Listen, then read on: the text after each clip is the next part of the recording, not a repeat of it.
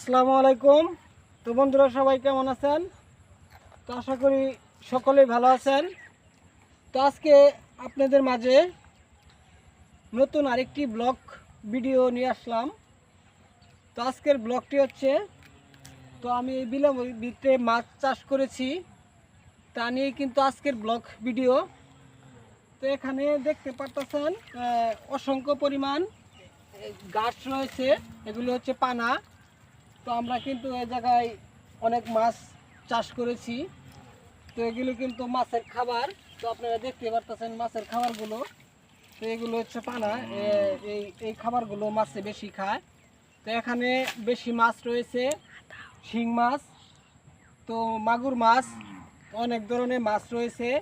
তো আপনাদেরকে অবশ্যই দেখাবো। তো দেখতে পারতেছেন আমি হাত দিয়ে ধরে তো দেখতে পারতেছেন ক্যামেরার সামনে এখানে কিন্তু ছোট ছোট মাছ রয়েছে।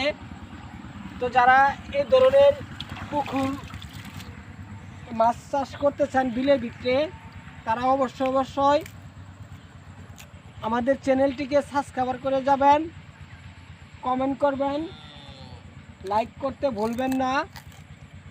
তো কিভাবে মাছ চাষ করবেন তা কিন্তু আপনাদেরকে আমরা বলে দিব।